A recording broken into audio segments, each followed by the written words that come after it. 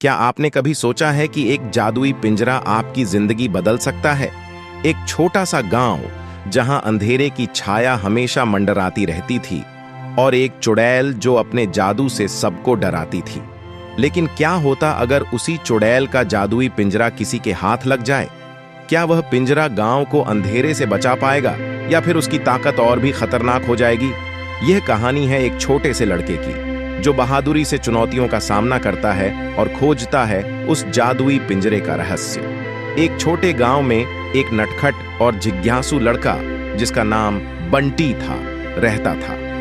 बंटी को नई नई जगहों पर जाना और अनोखी चीजें खोजना बहुत पसंद था। एक दिन उसे गांव के बड़े बुजुर्गों से सुनने को मिला कि जंगल के उस पार एक पुरानी हवेली है जहां एक जादुई पिंजरा छिपा हुआ है। कहते हैं इस पिंजरे में एक चुड़ैल ने अपना जादू बंद कर रखा है और जो भी इस पिंजरे को छूता है उसकी कोई भी इच्छा पूरी हो सकती है। लेकिन साथ ही यह भी कहा जाता है कि चुड़ैल ने उस पिंजरे पर कड़ी पहरेदारी लगाई है और कोई भी आसानी से उसे नहीं पा सकता। बंटी ने जैसे ही चुड़ैल और जादुई पिंजरे की कहानी सुनी, उसका दिल तेजी से धड़कने लगा। उसने मन ही मन ठान लिया कि वह इस पिंजरे को खोज कर ही रहेगा। अपने कुछ दोस्तों के मना करने के बाद भी बंटी ने साहस जुटाया और पिंजरे की तलाश में निकल पड़ा। बंटी जंगल के घने पेड़ों और अंधेरे रास्तों से गुजरता हुआ आगे बढ़ता गया। रास्ते में उसे कई अजीबोगरीब आवाजें सुनाई दी, लेकिन वह बिना डरे चलता गया। अंततः बंटी उस पुरानी हवेली तक पहुंचा। हवेली में घुसते ही ठंडी हवा का झोंका उसके चेहरे पर लगा और अंदर की दीवारों पर खुरदरी और अजीब आकृतियां उभरी हुई थीं। हवेली के अंदर बंटी को एक कोने में चमकता हुआ जादुई पिंजरा दिखाई दिया, लेकिन जैसे ही वह पिंजरे की ओर बढ़ा, अचानक हवा में एक तेज आवाज गूंज उठी।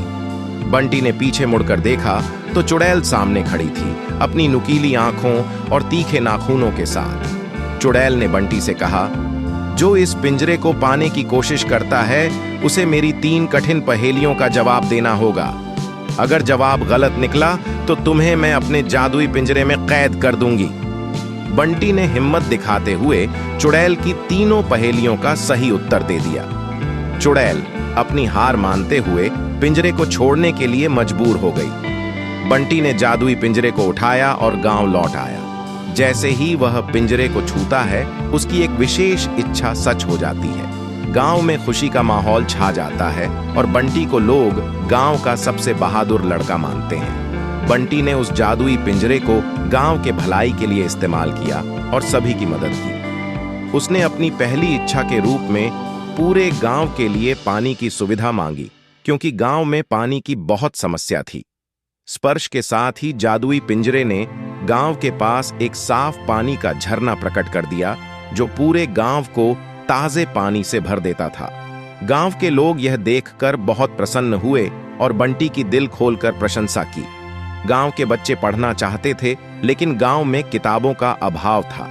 बंटी ने जादुई पिंजरे को छूकर दूसरी इच्छा मांगी कि गांव के हर बच्चे को शिक्षा मिले। पिंजरे से तुरंत रंग बिरंगी किताबों का ढेर निकला और हर बच्चे को एक एक किताब मिल गई। अब बच्चे खुशी खुशी पढ़ने लगे और बंटी का आभार व्यक्त किया। गांव के लोग अक्सर बुनियादी सुविधाओं के अभाव में रहते थे।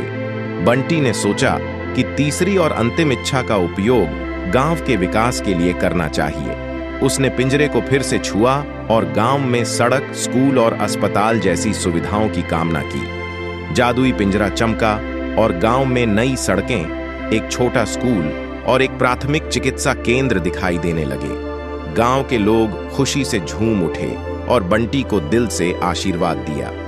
बंटी की कहानी ने बच्चों को यह सिखाया कि सच्चा साहस और परोपकार हमें अपने कर्तव्यों को समझने की प्रेरणा देते हैं। बंटी ने अपनी इच्छाओं का उपयोग केवल खुद के लिए नहीं, बल्कि पूरे गांव के विकास के लिए किया, जिससे वह गांव का सबसे प्रिय और सम्मानित व्यक्ति बन गया। अब हर बच्चे को यह कहानी सिखाई जाती है कि सच्ची वीरता वही होती है जो सबकी भलाई के लिए हो। बंटी ने अपने साहस और निस्वार्थता से यह साबित किया कि सही नायक वही होता है जो अपने साथ साथ अपने समाज के लिए भी सोचे। चुड़ैल का जादुई पिंजरा अब सिर्फ एक कहानी नहीं, बल्कि प्रेरणा का एक अद्भुत स्रोत बन गया।